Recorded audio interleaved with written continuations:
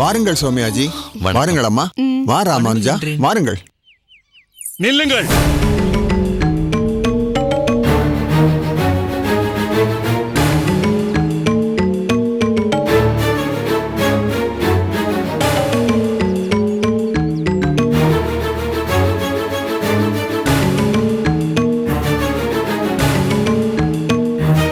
உங்களை அவ்வளவு சீக்கிரம் உள்ளே அனுமதித்து விடுவோமா?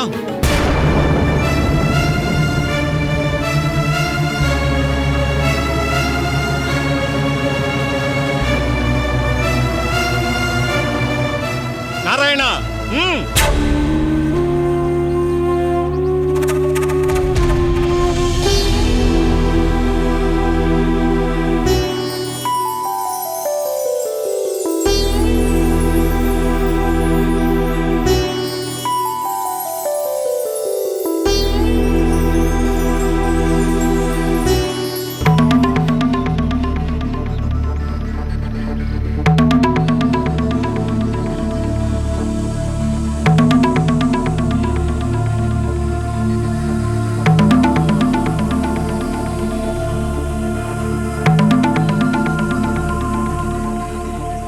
நீங்கள் சற்று பின்னே செல்லுங்கள்.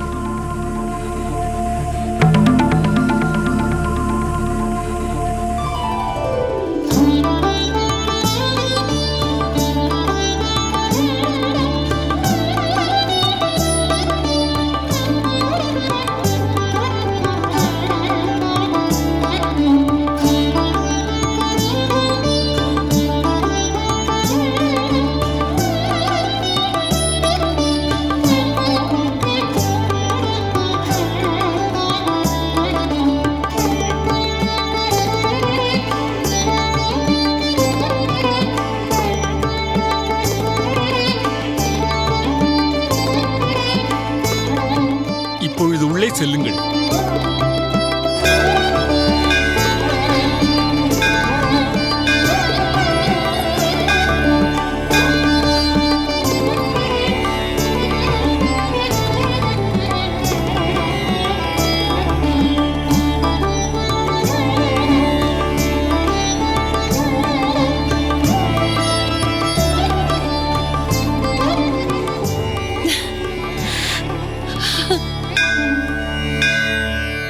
ஆஹா, இன்றுதான் கோயில் கோயிலாகவே இருக்கிறது.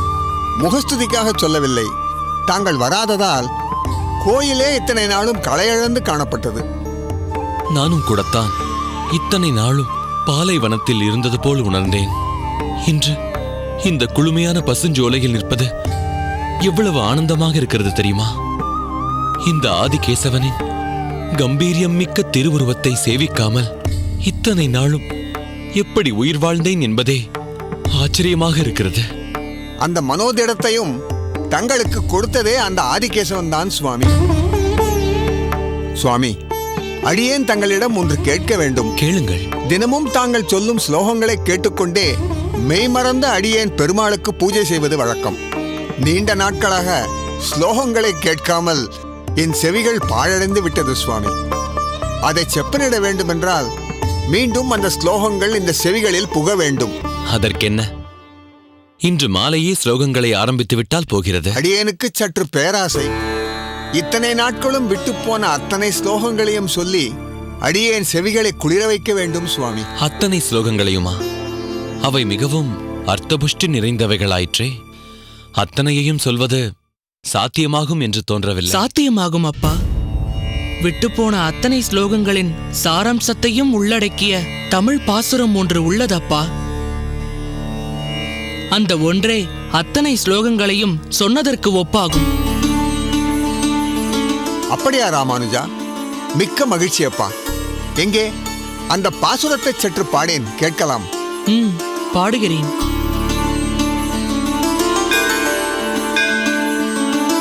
பல்லாண்டு பல்லாண்டு பல்லாயிரத்தாண்டு பல கோடி நூறாயிரம் மல்லாண்ட தின்தோள் மணிவண்ணா உன் சேவடி செவ்வி திருக்காப்பு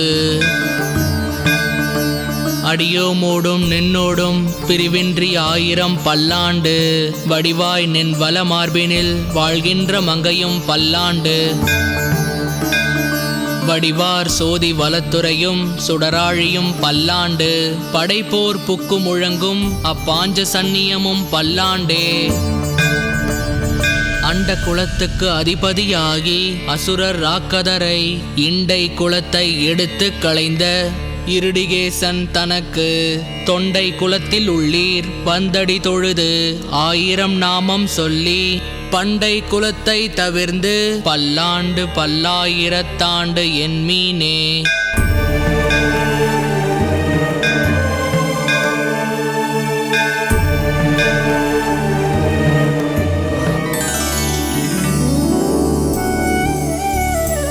ஆஹா ஆஹா, அற்புதம் ராமானுஜா! எத்தனை அர்த்தம் நிறைந்த தமிழ் பாசுரம்! எத்தனை பேர் கொஞ்சினாலும் குழந்தைக்கு தாயின் கொஞ்சல் தனி அல்லவா? தாயின் வயிற்றிலேயே தமிழ் கேட்ட எனக்கு இது தேவாமிர்தமாக இருந்ததப்பா. இரு, உனக்கு நான் ஏதாவது கொடுக்க வேண்டும்.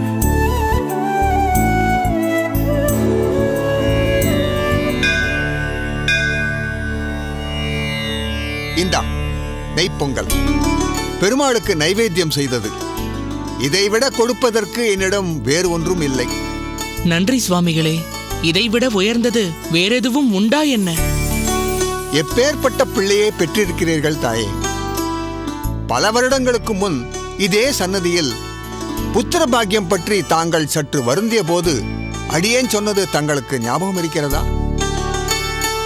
பெருமாள் தாமதிப்பது பெறற்கரிய சத்புத்திரனை தாங்கள் பெறத்தானோ என்னவோ என்று அடியேன் சொன்னது இன்று உண்மையாகிவிட்டது, பார்த்தீர்களா? ஆமாம், அன்று பெருமாளை தங்கள் வழியே சொன்னதாகத்தான் நான் எடுத்துக்கொண்டேன்.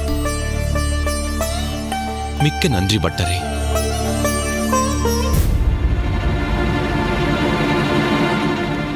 ராமானுஜன் எங்கே? காணவில்லையே. இங்குதானே நின்று கொண்டிருந்தான். பதட்டப்படாதீர்கள். இங்கேதான் கோயிலுக்குள் எங்கேயாவது இருப்பான். வெகு நாட்கள் கழித்து வந்துள்ளான் அல்லவா? அதுதான் கோயிலை சுற்றி பார்த்து கொண்டிருப்பான்.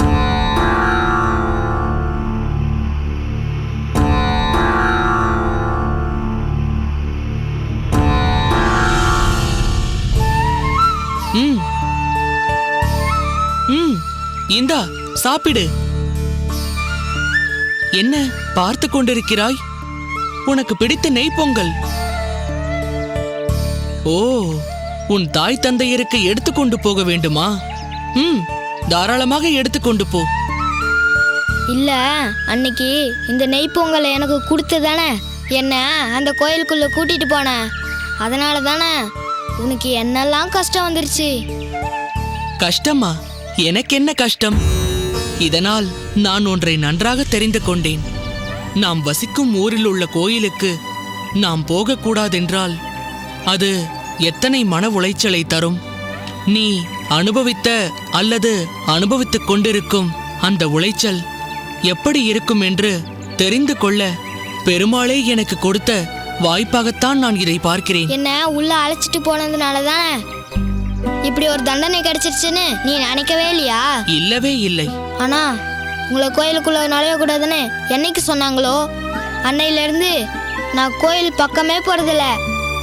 வீதி உலா வரப்ப கூட பெருமாளை நான் பார்க்கறதே இல்லை. எனக்கு பெருமாள் மேல ரொம்ப கோவம். ஏன்? பின்ன பெருமாள் மேல இவ்வளோ பக்தி இருக்கிற உன்னையும் உங்க அப்பா அம்மாவையும் அந்த பெருமாள் காப்பாற்ற வேணாமா? உங்களுக்கு தண்டனை கொடுத்த அந்த பஞ்சாயத்து தலைவரை பெருமாள் சும்மா விடலாமா? அன்னைக்கே அவருக்கு தண்டனை கொடுத்துருக்கணும்ல. வீரா, அப்படி நினைக்க கூடாது. நான் சொன்னதை நீ சரிவர புரிந்து கொள்ளவில்லை. இவையெல்லாம் நடக்க வேண்டும் என்பதுதான் பெருமாளின் விருப்பம். நான் இதை ஏத்துக்க மாட்டேன். இப்படி கூட இறைவன் விருப்பப்படுவானா என்ன? நன்றாக யோசித்துப் பார் வீரா. அன்று நான் உன்னை கோயிலுக்குள்ளே கூட்டிச் சென்றதை யாரோ ஒருவர் மட்டும் பார்த்து அதை பெரிதுபடுத்தாமல் அப்படியே விட்டிருந்தார் என்றால் இது ஊர் முழுவதும் தெரிந்திருக்குமா? பஞ்சாயத்து கூடியிருக்குமா? பஞ்சாயத்து கூடியதால் தானே அங்கிருந்த பல பேர் என் தந்தை பேசியதையும் நான் பேசியதையும் கேட்க நேர்ந்தது. அது அந்த பல பேரில் சில பேரையாவது நிச்சயம் யோசிக்க வைத்திருக்கும். இவ்வளவு பாகுபாடு நம் சமுதாயத்தில் இருக்கிறதா என்று. நம் உடலில் இருக்கும் உறுப்புகள் இயங்கிக் கொண்டிருப்பதை ஒவ்வொரு நொடியும் நாம் உணர்ந்து கொண்டேவா இருக்கிறோம்? இல்லையே. உதாரணத்திற்கு, சுண்டுவிரலில் காயம் ஏற்பட்டால் மட்டுமே சுண்டுவிரல் இருப்பதையும் அது சரிவர இயங்காததால் வரும் பிரச்சனையையும் உணர்கிறோம். அப்படிதான் இது. மக்கள் தங்களை சுற்றி நடக்கும் அவலங்களைப் பற்றி உணர்வே இல்லாதவராக ஏதோ எல்லாம் சரிவர நடப்பதாகவே நினைத்து கொண்டிருப்பார்கள். ஒன்றின் மீது வெளிச்சம் போட்டு காட்டினால் மட்டுமே அது பற்றி அவர்களும் சற்றேனும் சிந்திக்க ஆரம்பிப்பார்கள். அதற்கான வாய்ப்பைத்தான் பெருமாள் ஏற்படுத்தி கொடுத்திருக்கிறார். ஓ, இப்படி எனக்கு யோசிக்க தெரியலையே. நான் ஒன்றும் எனக்கு சாதகமாக யோசிக்க வேண்டும் என்று யோசிக்கவில்லை. இயல்பாக என் மனதில் பட்டதை தான் சொல்கிறேன். நேற்று பஞ்சாயத்து தலைவரை நாளை முதல் நீங்கள் அனைவரும் கோவிலுக்கு வரலாம் என்று சொல்ல வைத்தது அந்த பெருமாள் தானே. பஞ்சாயத்தை கூட்டி தண்டனை வாங்கி கொடுத்ததாக நினைத்த அந்த 3 பேரும் இன்று முழுவதுமாக மாறிவிட்டார்களே. இருக்கலாம். ஆனா நாங்க எல்லாரும் கோயிலுக்குள்ள வரலான்னு அவங்க சொல்லவே இல்லையே. 3 பேர் மட்டும் மக்களாக மாட்டார்கள் வீரா. நமக்குள் எந்த வித்தியாசமும் இல்லை.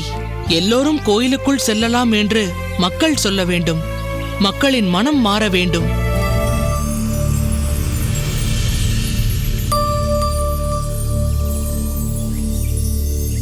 வாங்கிக்கொள்.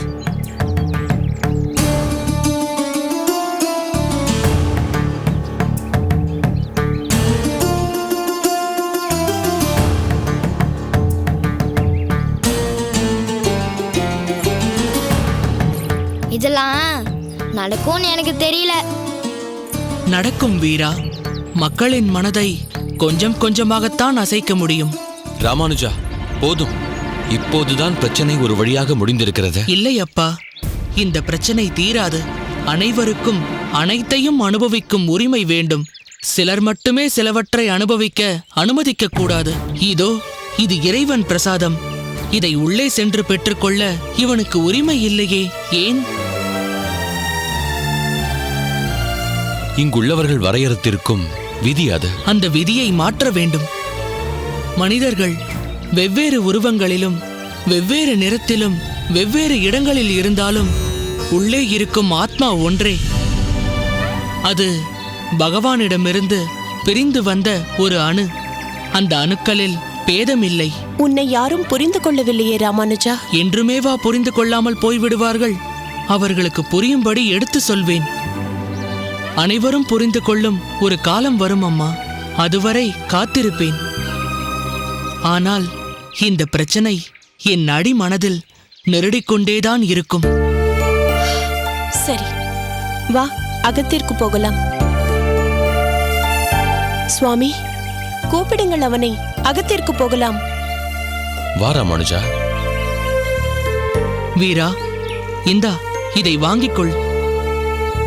இதை கொண்டு சென்று உன் பெற்றோருக்கு கொடுத்து நீயும் சாப்பிடு. நான் தினமும் அந்த ஆதிகேசவனை சேவிப்பது எப்படி தவறாதோ அதேபோல் அதற்கு கண்டருள பண்ணும் இந்த நெய்ப்பொங்கலை உனக்கு தினமும் கொடுப்பது தவறாது.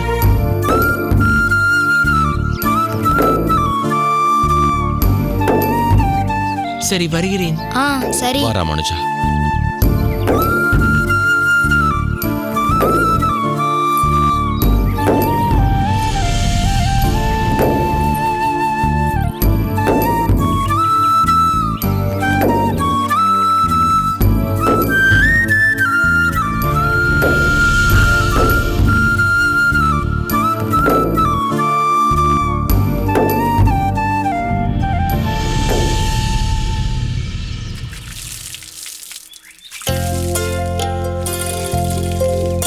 மலராண்டாரே, மாரநேர் நம்பி. வரவேண்டும் வரவேண்டும். என்ன அதிசயமாக இருக்கிறது தங்கள் வருகை. வேறு யாரேனும் உங்களோடு வந்துள்ளார்களா? யாரும் இல்லை, அடியேன் மட்டும்தான் புறப்பட்டு வந்தேன். நம்பி, எப்படி இருக்கிறாய்? ஆச்சாரியார் நலமாக இருக்கிறாரா? மிக்க நலமாக இருக்கிறார். இப்போது மடத்தில் தான் இருக்கிறார். தங்கள் வருகையை நாங்கள் சற்றும் எதிர்பார்க்கவில்லை. ஸ்ரீரங்கத்தில் அனைவரும் நலம்தானே? அனைவரும் நலம்தான், ஒருவரை தவிர. அடியேன் ஆச்சாரியரை சென்று சந்திக்கலாம் அல்லவா? தாராளமாக வாருங்கள்.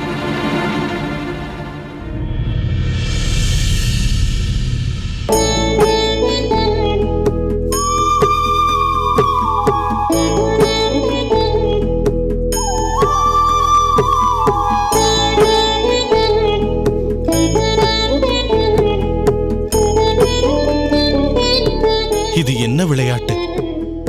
அடியேன் ஸ்ரீரங்கத்திலேயே இருந்து கொண்டிருந்தால் உம்மை பற்றிய நினைப்பும் வருங்கால பொறுப்புகளும் அடியேனை அழுத்தும் என்று எண்ணி இங்கே இந்த திருவனந்தபுரத்திற்கு அனுப்பி வைத்தீரோ?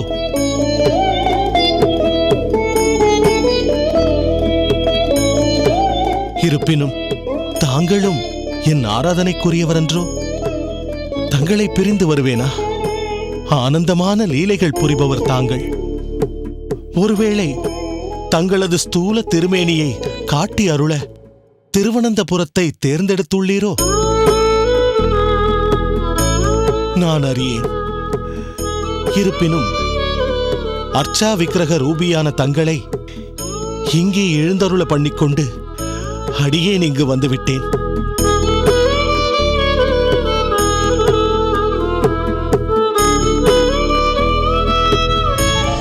சுவாமி, திருவரங்க அரையர் தங்களை காண வந்திருக்கிறார். என்ன? திருவரங்க அரையரா? அடியேன் சுவாமி.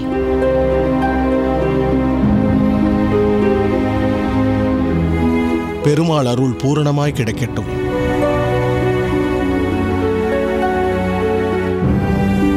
அரையரே, ஏன் இந்த திடீர் விஜயம்? உன்னை வரச் சொல்லி அடியேன் ஏதும் தகவல் அனுப்பவில்லையே? தாங்கள் வரச் சொல்லவில்லை, வரவேண்டிய சூழ்நிலை. அப்படி என்னப்பா அவசர சூழ்நிலை? உற்சவங்கள் ஏதும் நடத்த முடியாத நிலையா? அல்லது திருக்கோஷ்டி நம்பி யாரையாவது கடிந்து கொண்டு அது ஏதும் விபரீதமாக போய்விட்டதா? பெரிய நம்பி மடத்து காரியங்களை கவனித்துக் கொள்வதில் ஏதேனும் இடையூறா? அதெல்லாம் ஒரு குறையும் இல்லை சுவாமி. கோவிலில்தான். கோவிலில் என்ன? அந்த பொறுப்பைத்தான் தெய்வவாரியிடம்.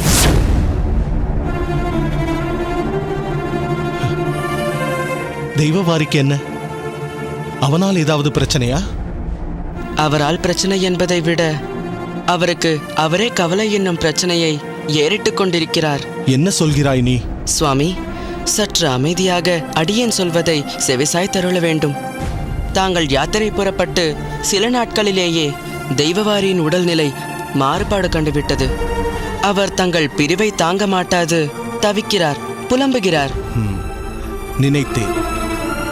அடியேன் புறப்படும் போதே கவனித்தேன், இவன் விபரீதமாக ஏதாவது செய்வான் என்று. சரி, என்ன வேண்டுமாம் அவனுக்கு? தாங்கள்தான் வேண்டுமாம். திருவரங்கத்திற்கு தாங்கள் திரும்ப வரும் நாள் என்றைக்கு என்று கேட்டுக்கொண்டே இருக்கிறார். இதோ பார் அரையரே, அடியேன் திருவரங்கம் திரும்புவது பற்றி இன்னும் முடிவு செய்யவில்லை. இங்குள்ள அனந்த பத்மநாபன் என் சிந்தையில் கலந்து விரிந்து பறந்து கிடக்கிறான். அவனை உடனே பிரிந்து அடியேனால் வர முடியாது. இன்னும் சில காலம் அவனை பொறுத்துக் கொள்ளச் சொல். ஆனால் அதுவரை தெய்வவாரி உயிர் தரிக்க மாட்டார் போல் தெரிகிறது.